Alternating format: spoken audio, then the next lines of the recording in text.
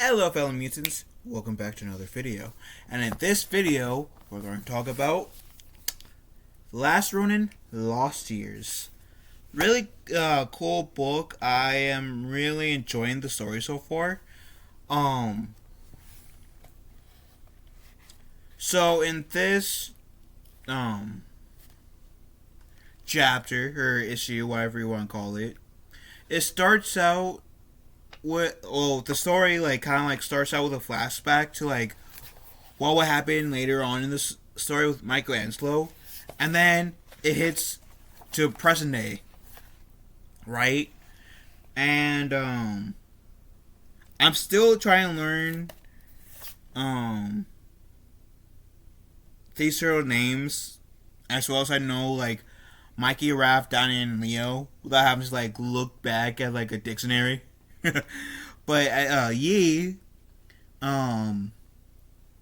she was trying to help April, which is I guess this generation of turtles' grandmother, I guess figure. Uh, Yi was she said she cut herself by trying to slice some of April's wires in her garage. And once she patches seed back up, she finishes cooking the new turtles their meal, right? And April tells the turtles the story, which I always like these stories. So April says, here's the story. Which, spoiler alert to if you haven't read this yet. If you have not read this yet, ignore it. Don't watch this video if you care about spoilers. If you don't care about spoilers or have read this, more power to you. Or just don't care, more power to you. Anyways, I'm going to tell the story. I'm going to read the story word for word.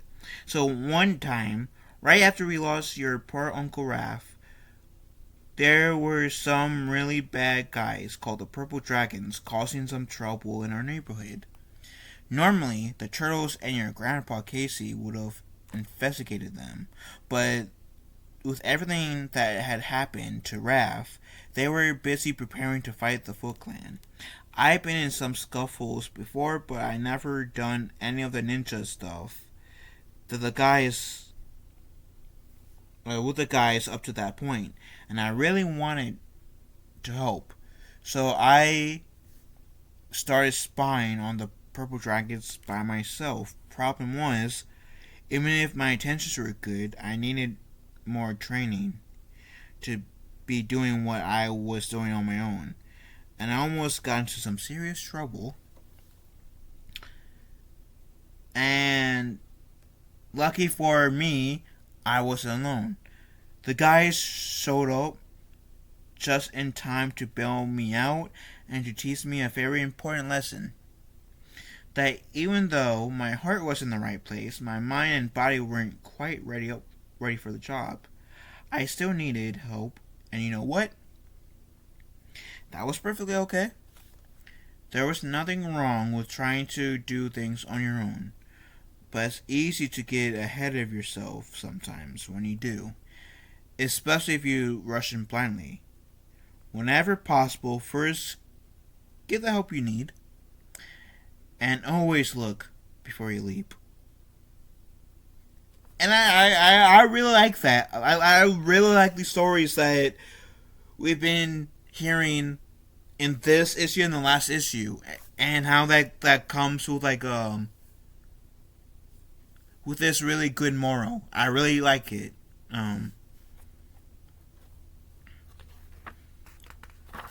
So after that story and how Yi promised April that she would do better, I believe Yi is one of the two female turtles, we get back into this. And I like, again, Splinter's Journal, which I always like. And it has a quote, per usual, saying, "It's during our darkest moments when we must focus to see the light." And I really dig that. And we kind of get this flash-ish forward at first, with Michelangelo being blind. And so we kind of get like a mini flashback after this. No, sorry. We see Michelangelo's kind of blind. He's freaking out. Michelangelo's getting captured. And then we get a flashback. This one we get a flashback.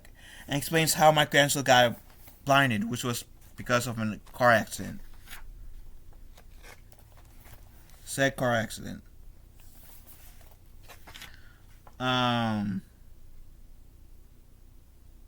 His captors takes him to this guy called Noyan, and Michelangelo tells him his name and tells Noyan his purpose is essentially to find Deathworm, which is a common enemy that they have. And Michelangelo says that he's blind. The Charmagnon is blind too, but he also offers Michelangelo to teach Michelangelo how to see with his other senses, right? With his touch, his feel, his inner gut feeling, you know? Like, there's more than one way to see than visually. And personally, I like that.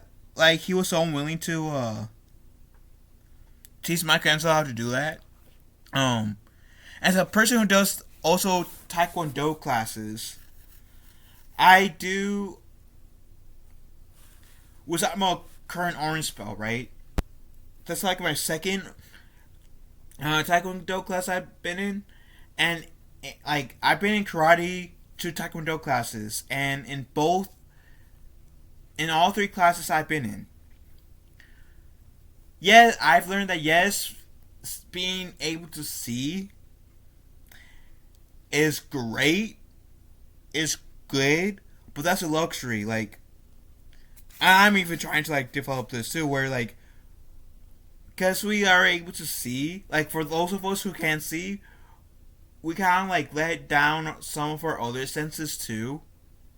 Like, sure, we can smell and taste, but sometimes like, or like feel, pretty much, or touch, whatever you want to call it. Those three senses aren't like, tend to take a back seat, if that makes sense, with our sight, because us humans rely mostly on our sight and hear. So if we take away our sight, I'm feeling like most of society will be kind of screwed at first. So, anyways, I thought that was cool. So, what was this? Batu apologized for Michelangelo to capture him. Michelangelo said, "No need to apologize. Can't be mad at you or butthurt for you being careful." And then, essentially, Batu takes Michelangelo to this girl named Gerald, who will help him, feed him, and help him. And he hangs out with this clan, which is pretty cool. I really do enjoy like these like lessons of how like he can see outside of just his sight, and how Michelangelo is like using the others' senses that he kind of learned how to like take advantage of those other senses into play. I think those are really cool. And he also learns the backstory of why this tribe has an issue with Deathworm, which was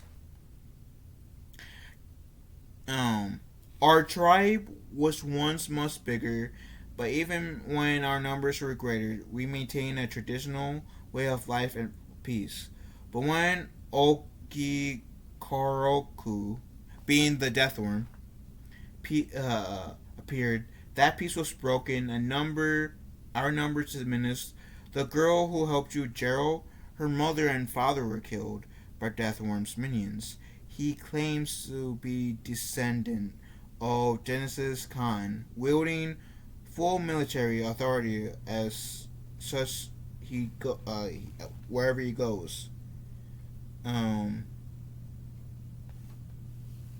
we see that there's the guns, right?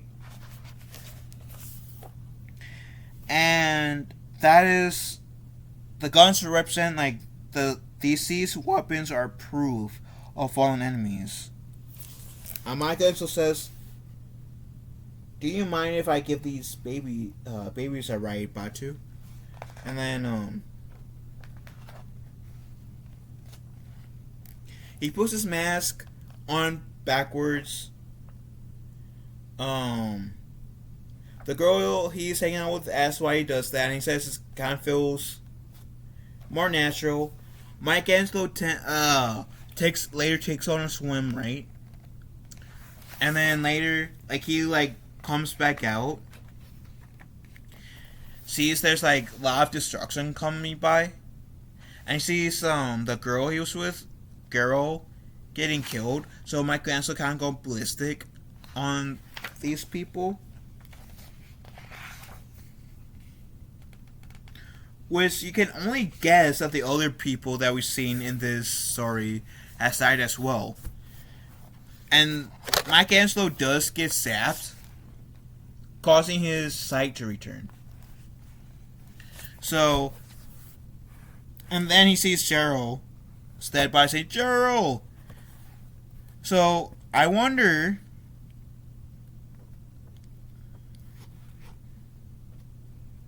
I'm looking up ahead a little bit, and it didn't, they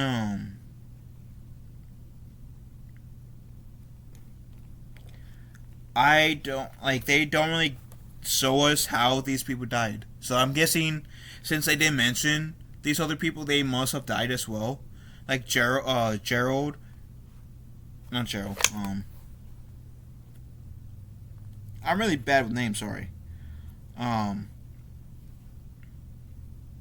Batu and Kamrog and Noyan also had Paris in this attack that was on their village. And that's where the chapter ends, because we get this pretty cool badass looking picture of Mikey in the last Ronin outfit, which looks cool. So yeah, this was a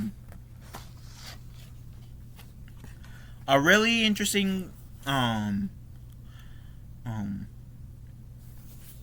issue. Much like with the last issue that I went over, I think my favorite of issue 3 has to be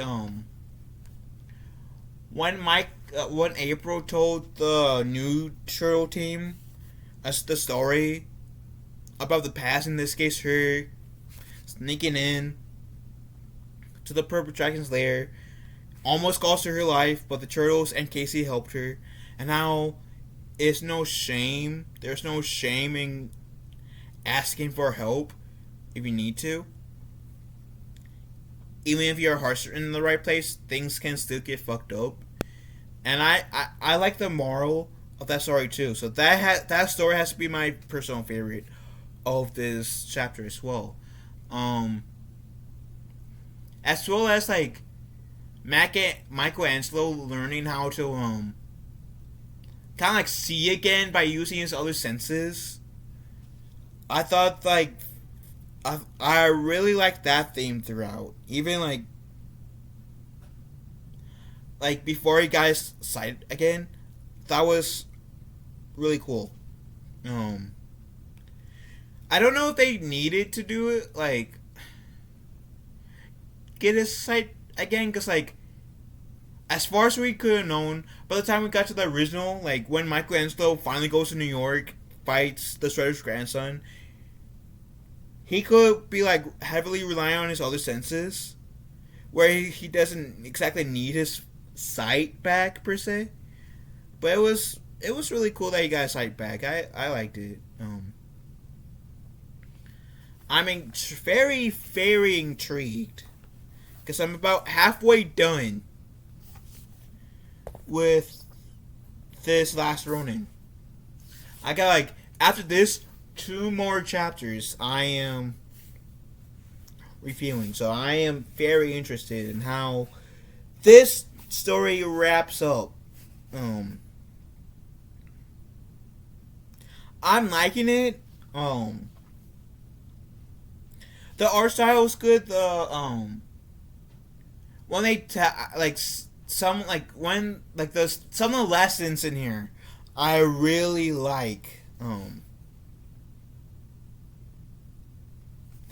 Granted that yes, I'm still somewhat in the camp of like, did like the original Last Ronin book did cover Michelangelo's like excessively why Mikey became the last Ronin pretty well. This just shows how he became the last Ronin. I'm kind of in the camp of where like we didn't exactly need to see how Michelangelo became the last Ronin. I think that could have like all the little steps that he took to become the last Ronin essentially. I guess I feel like sometimes things are better left in our heads to imagination. But at the same time, I feel like this isn't really hurting the Last Ronin book. It's actually like beautifully complementing the Last Ronin, if that makes sense. But I really enjoyed this. I really enjoyed Volume 3 as well as Volume 2 and 1. I'm very excited to read what Volume 4 will have in store. With that said, what do you beautiful people have to say? Let me know in the comment section down below. Love you guys. Have a wonderful day.